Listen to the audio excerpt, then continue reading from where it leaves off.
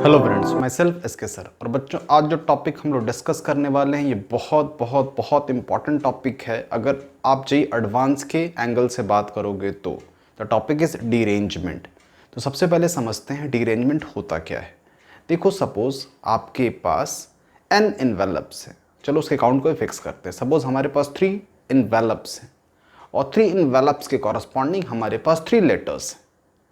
तो सबसे सही तरीका क्या है? सपोज जो पहला इन्वेलप है, दूसरा इन्वेलप और तीसरा इन्वेलप, पहला लेटर, दूसरा लेटर, तीसरा letter, letter 1 envelope 1, letter 2 envelope 2, letter 3 envelope 3।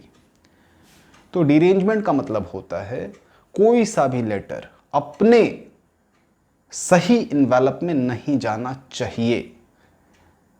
तो ऑब्वियसली डीरेंजमेंट क्या कहलाएगा फिर? अगर आप इनका डीरेंजमेंट करोगे तो देखो क्या क्या पॉसिबिलिटी है कि पहले वाले में मैं इसको ऐसा बना देता हूँ, यहाँ सपोज मैं इन्वेलप और यहाँ लेटर, तो पहला पहला, दूसरा दूसरा, तीसरा तीसरा।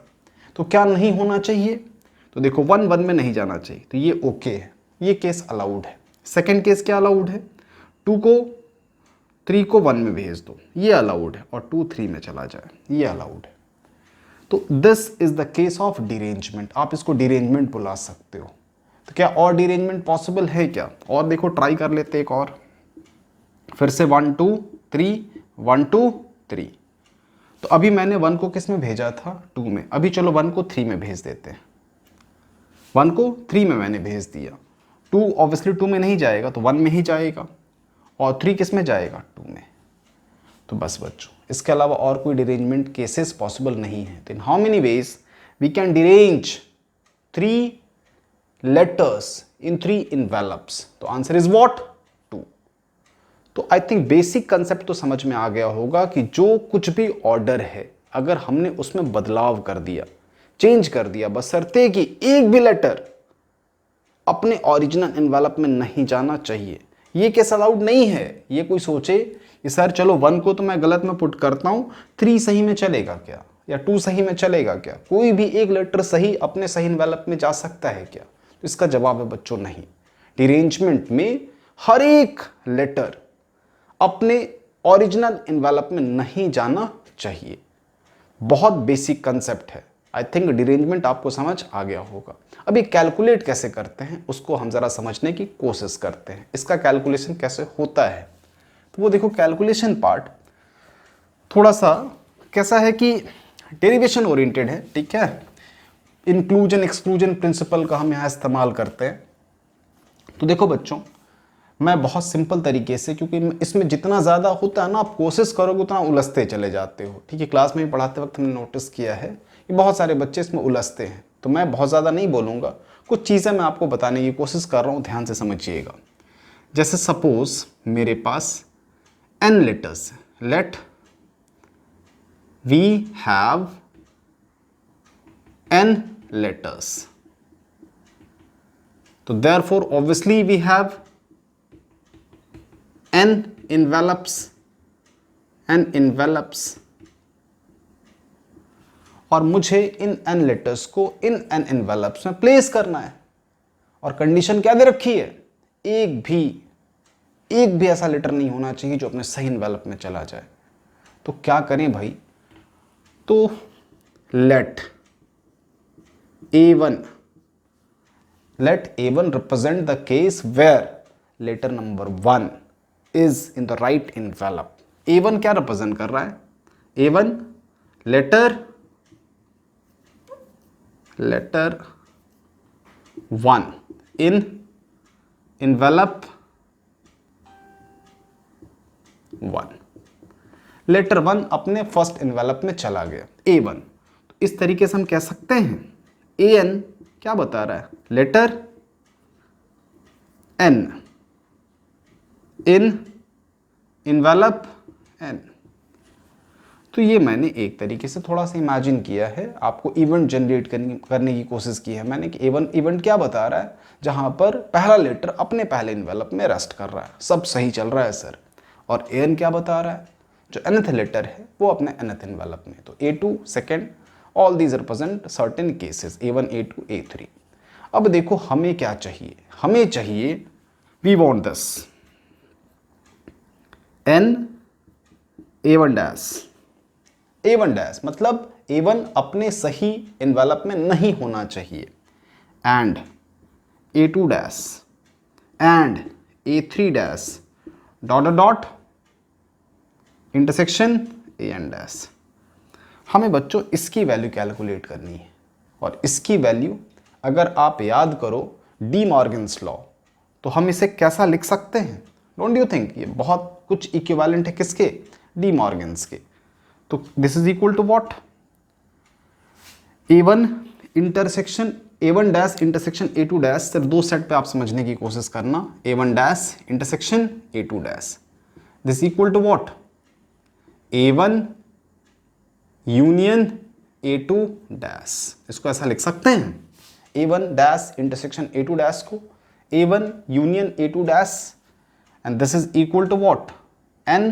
nu, number of elements in the universal set minus number of elements in a1 union a2।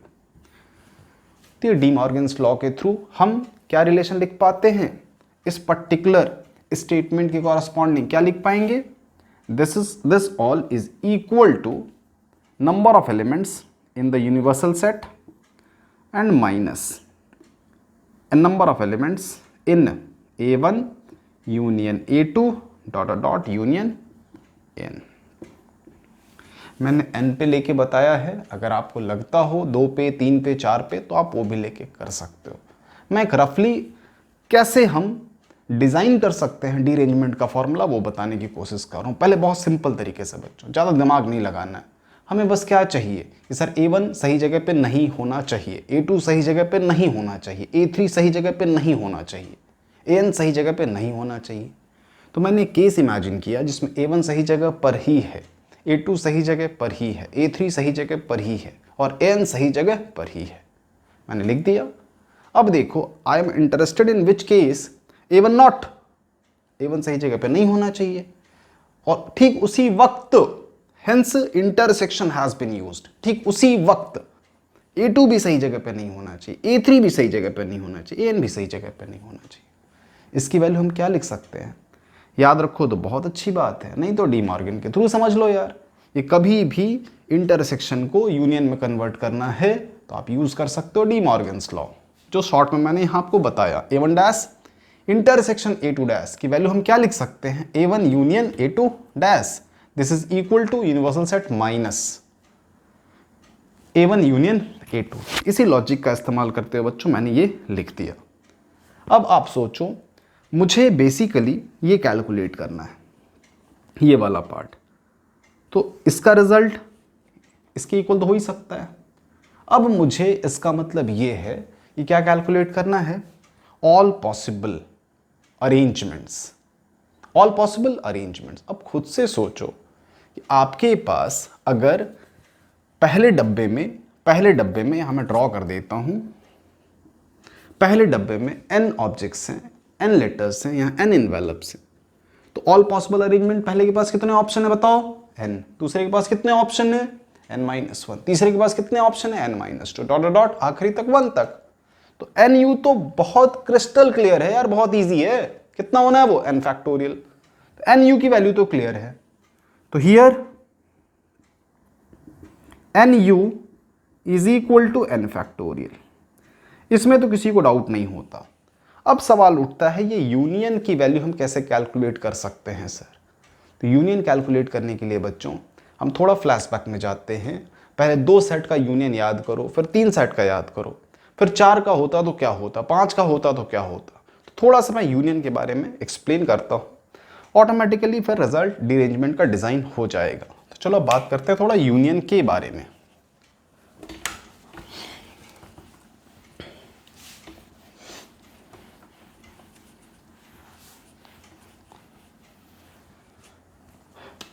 तो अल्टीमेटली बच्चों हमें जो ढूंढना है n a1 dash intersection a2 dash dot dot an dash is equal to n of u minus n of a1 union a2 dot dot an।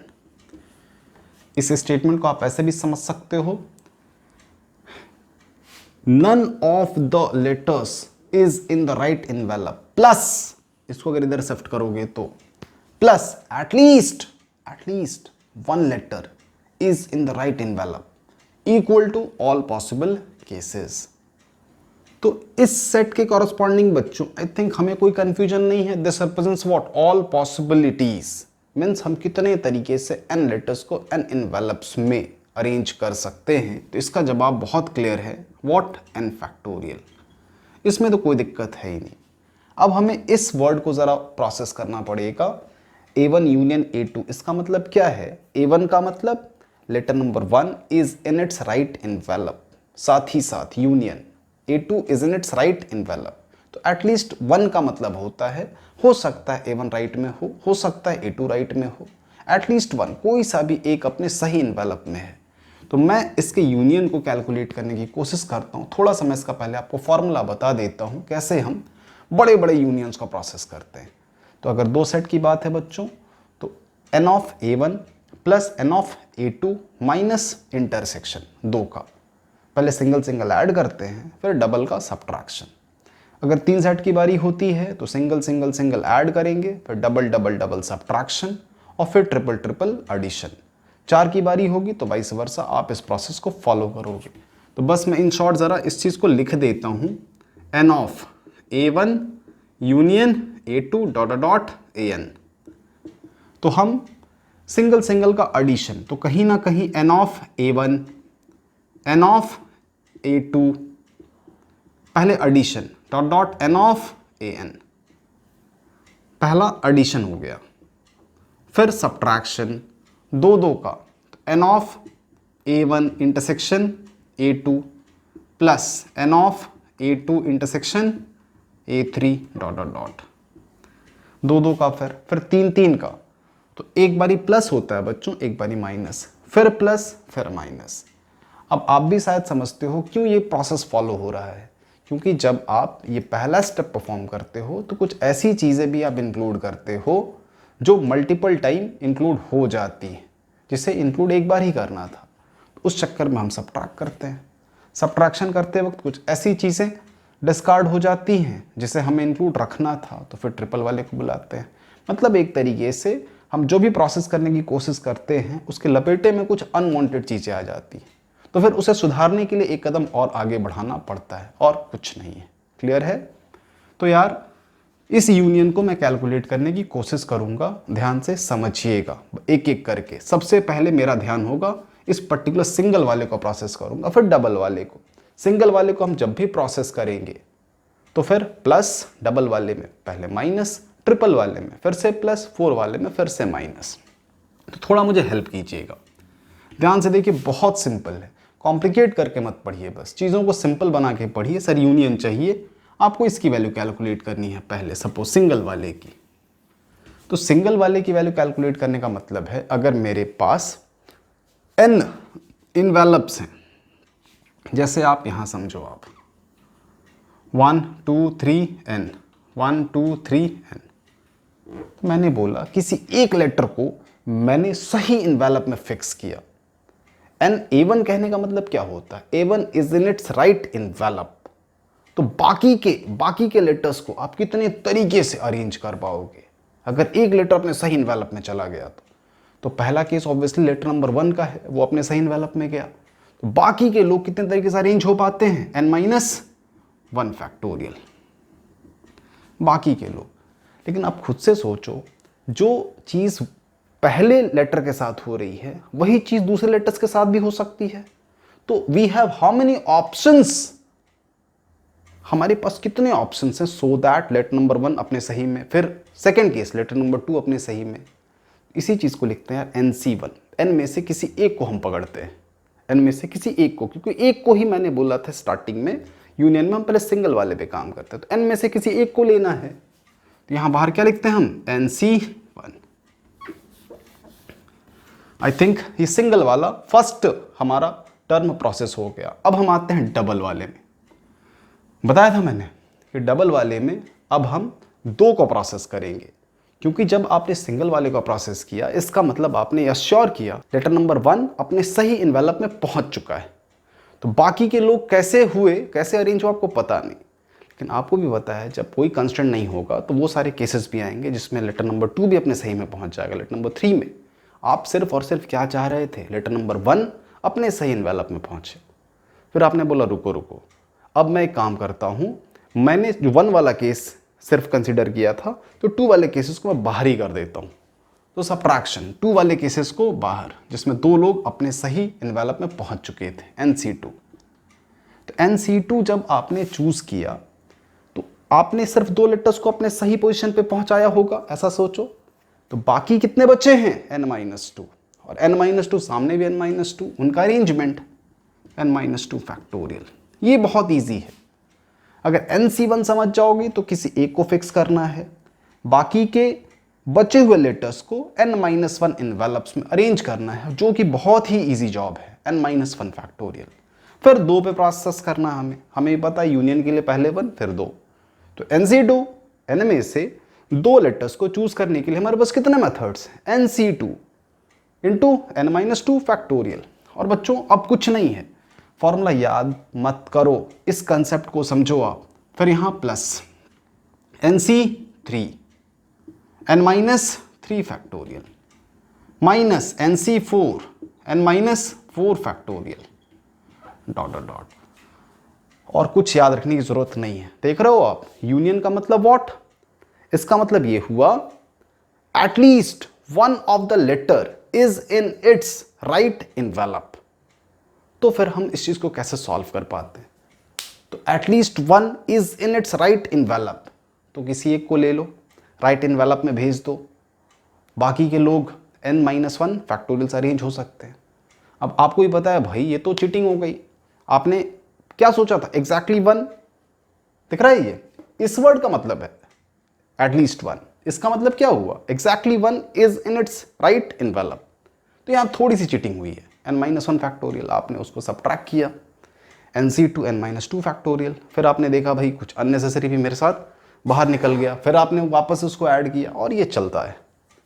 तो therefore N of, मुझे ultimately तो इसकी वैल्यू चाहिए थी, A1 dash intersection A2 dash intersection A3 dash dot dot dot dot dot dot AN dash intersection equal to, इसको N factorial लिख दूं मैं, और फिर क्या है माइनस, और यहाँ ब्रैकेट देते हैं। ब्रैकेट में क्या वैल्यू है मेरे पास, NC1 और N-1 factorial minus NC2 N-2 factorial और डॉट डॉट डॉट, बस वैल्यू बस पुट कर लीजिएगा।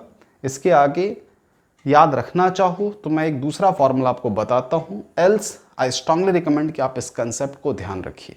अदरवाइज बच्चों, derangement of n letters in n envelopes का फॉर्मूला बनता है dn is equal to n factorial बाहर 1 minus 1 by 1 factorial plus 1 by 2 factorial minus 1 by 3 factorial और डॉट डॉट डॉट।